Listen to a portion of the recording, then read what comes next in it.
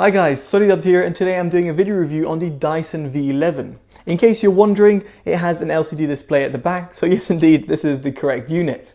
The reason I'm saying this is because the V11 and the V10, its predecessor, looked very much alike, at least from afar.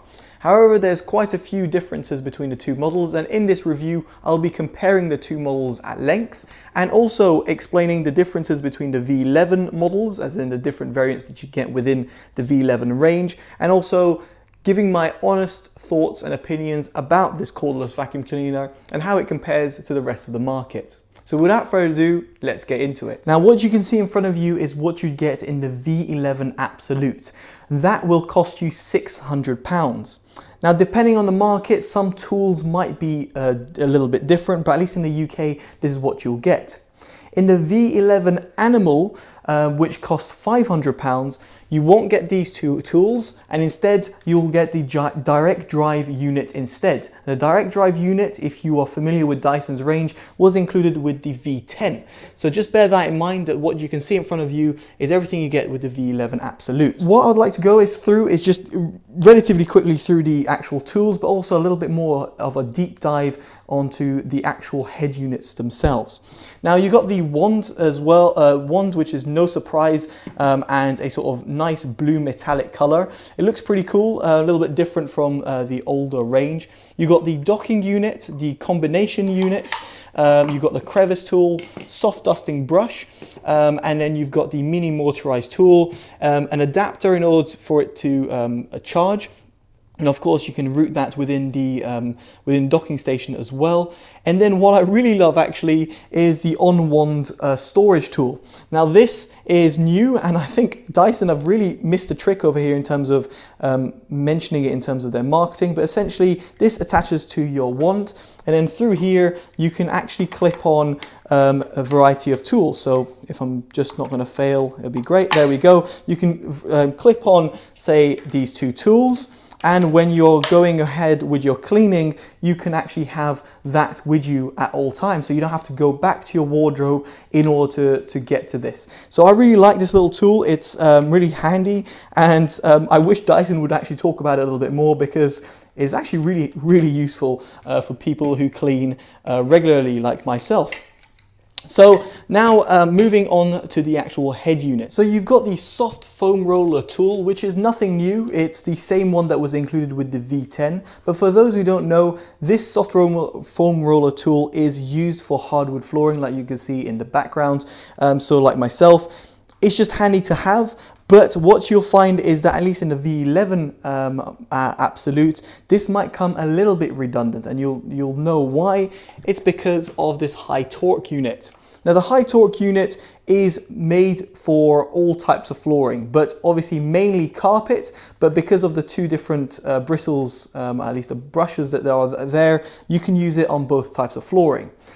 This is an advance, at least in the UK, over the older direct drive unit. And the reason, and the biggest reason, other than it being sort of a larger surface area, having this sort of soft material at the back which allows better suction, it's that slider. Now that slider, I know, might not seem revolutionary, but it makes a massive difference when you're trying to suck up bigger debris. Over here, in comparison to the direct drive unit, which essentially is kind of barricaded up, it will push all debris forwards, and it won't suck up anything unless, of course, you lift it up from the floor and start sucking them up.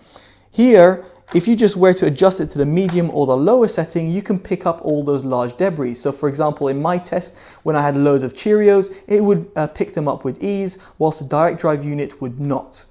Now, in case you're in the US and you're like, well, this is nothing new, you would be absolutely correct. This is the same unit, the same sort of power output. So it's 100 watts of mechanical power versus the 50 watts of the direct drive cleaner. So it's double the power. It's exactly the same design, has exactly the same sort of features. Nothing has changed over here for those in the US. However, why is that high torque unit written rather than just having the torque unit and having it in the UK? Well, the reason behind that is because there are some sensors found exclusively in the high torque unit. And what do those sensors do, you might ask? Well, great question. They communicate with the main units, as in the main V11 unit over here, and dynamically adjust the load that you're going to have. So Dyson call this dynamic load sensors, and they're located within the actual high torque unit only, so not in the fluffy or the soft roller tool. And this will dynamically change the level of suction power that the motor is requiring from the head. Why would you want that? Well, I'll show you in a little bit. It's very simple. It's basically adjusting to your floor type and adjusting to what is in front of it, and it's dynamically working. I know I've used that word a lot, but I can't stress it enough.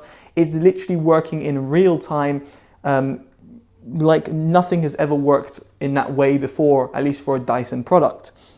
So this high torque unit is new across all markets. It's got new sensors that are built in, but other than that, for the people in the US, or for those folks in the US, as you might say, it's very much the same design. For us in the UK, it's very much a new thing, and very much a useful tool to have in terms of what we actually get. So now let's move on to the main unit itself. What has changed? Well, first of all, in terms of the looks and the design, it's very much the same case. You've still got this sort of flap which will open. I'll show you in just a bit, and put some flour on the floor.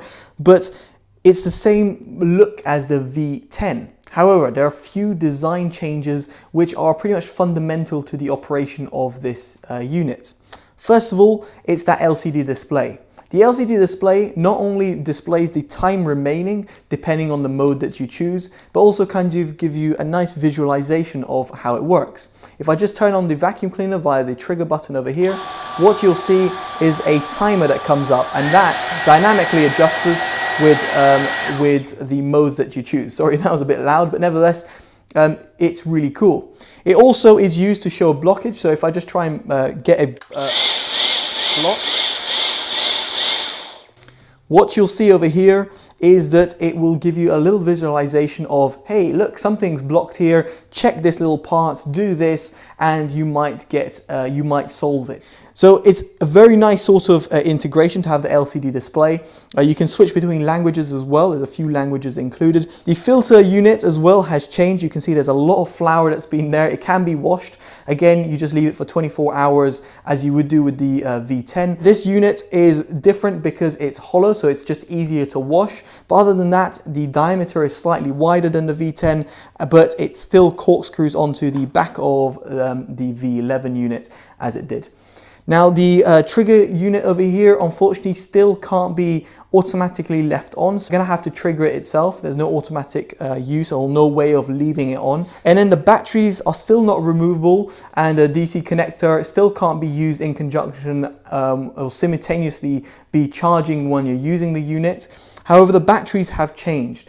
They've increased the capacity and therefore promoted the same sort of runtime with the V10. So you might be saying, okay, what's the point of having more batteries? Well, the reason behind that is because the actual unit itself, in terms of power, has increased. You're looking at around 185 air watts of power now, whereas previously, or at least quoted by Dyson, you were getting around 20% less, which equates to around 150 air watts of power. Therefore, you're getting the same, well, you're getting more power off the V11, but yet you're getting the same sort of runtime. In terms of what you should expect, in eco mode, with a motorized tool, you're looking around 60 odd minutes. In boost mode, you're looking between 5 and 12 minutes, again, depending on the tool that you use, but if it's motorized, you're looking at 12 minutes. So that's an increase of last year's model. And on the medium mode, well, it all depends on your floor types and actually the actual tool you use. It will very much dynamically adjust. Just to finally showcase sort of the bin compartment, and I'm just moving these things so I don't make other things dirty.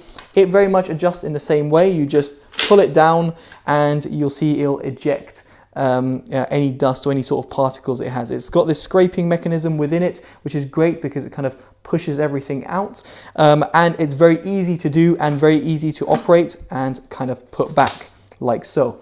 Very simple and intuitive, and I very much like the fact that Dyson have maintained this from the V10. So one thing I didn't mention is actually the weight of the unit. Now that has gone up from the V10's model from 2.68 kilograms to 3.05 kilograms. So it's a heavier unit to take around. There's not much of a difference between the two, but you can notice the difference when you're holding both in hand, and I was doing that when I was comparing that with the V10. So just bear that in mind, that the added batteries or the sort of better battery life also means that it's slightly heavier. It also does mean that it's going to take longer to charge. It takes 4.5 hours to charge, which is very, very long. The older model took 3.5 hours, which is still very long, but still worth mentioning that that is an hour faster to charge versus the new V11. So that's pretty much it in terms of the design point of view and the differences between the V10. Be sure to ask me any questions if you got them in the comments below in case I've missed anything. And now let's go on to the fun part, the testing and the performance. So I'm just holding the camera right now, so it might be a little bit shaky, so I'm sorry for that. But now to operate it, as I said, you can just choose between the modes. But now I'm just going to use it right now, so you'll be able to see it in operation.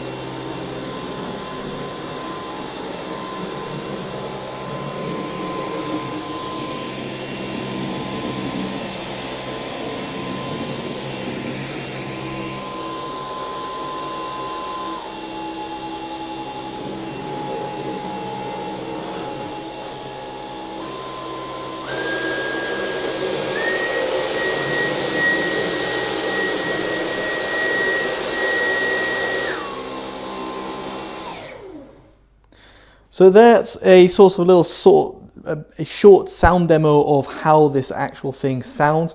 In comparison to the V10, it's very much similar sounding. It's just a few decibels louder. So I compared it with a sound meter and tested the differences. You're literally looking at 2 to 3 decibels of difference, which is impressive given the extra power that you've got from the unit. As you saw, I was able to quickly adjust in terms of which mode I wanted via the press of a button. Very easy to do and very intuitive. But now, what about its dynamic load sensors? Are they actually accurate? So you can see over here, literally at my PC setup, I have a little piece of carpet and I have the hardwood over here.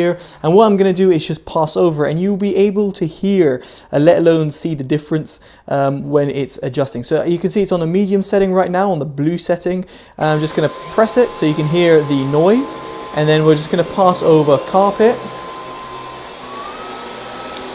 And you can see that sort of change in sounds based on the fact that I'm on carpet. And then again, now we're going to move off again. And you can see it adjusts. It's pretty dynamic in terms of it's not instantaneous, but it does work as the name would suggest, allowing you to essentially always have a certain, have the certain head that you're using. So for example, the high torque unit, and not having to change, other than, for example, changing that slider if you so wished. So I really like that function. It's very intuitive, very easy to use, and the fact that I can just clean up the whole apartment, be it hardwood or carpet, all in one go using the auto mode, essentially giving me the best sort of battery life and also giving me the best sort of performance, at least what the machine thinks is going to be the best sort of performance in terms of cleaning, is fantastic. And I think that's a definite improvement over the V10 and something that is pretty impressive to see. So aside the DLS, how does this V11 perform? Well, over here you see a sort of sequence of images. And the reason I didn't do this in sort of real time is because I could kind of conduct the test constantly and allow myself to have this constant test, and also comparing it to the V10, which I don't have in video because it was my work colleagues. So in terms of the performance of the V11, I was actually really impressed. Not only in terms of hardwood, but also in terms of its carpet performance. In all the tests that I conducted, the V11 came out on top. That's not only because of its increased performance in terms of its suction power, but it's also due to that high torque head.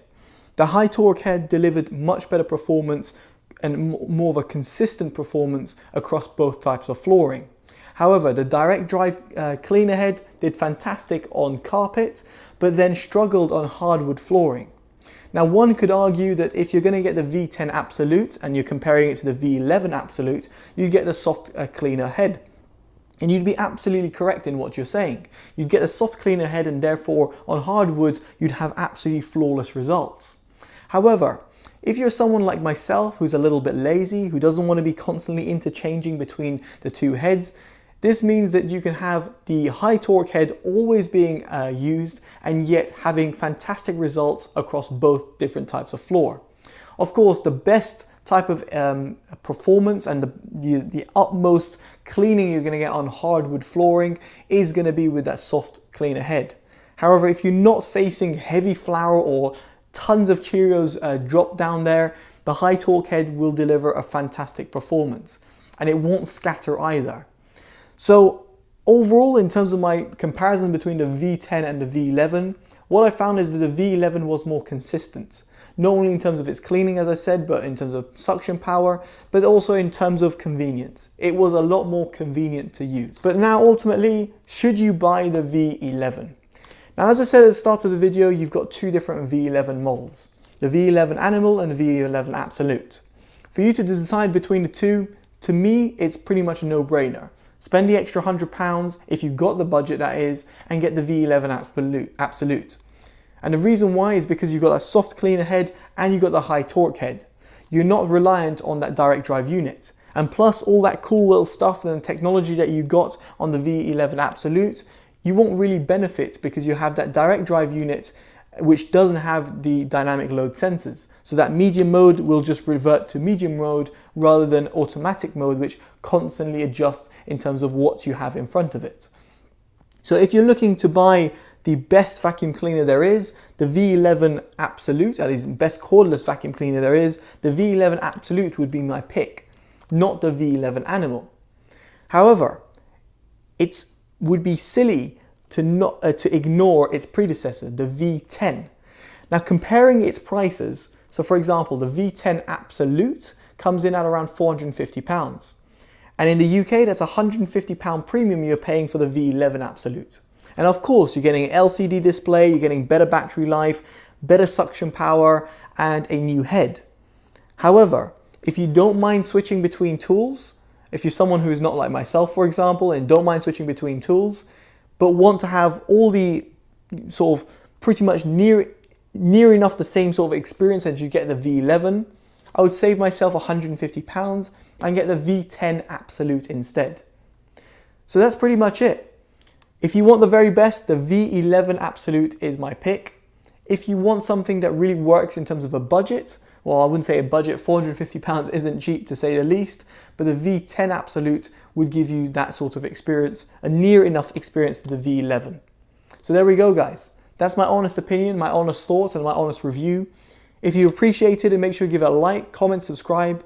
Let me know what else you'd like to see, if there's anything that I have missed out. Definitely let me know in the comments below if you've got any questions. I'll be sure to answer them. So there we go, guys. I've been totally dubbed. Take care, and bye-bye.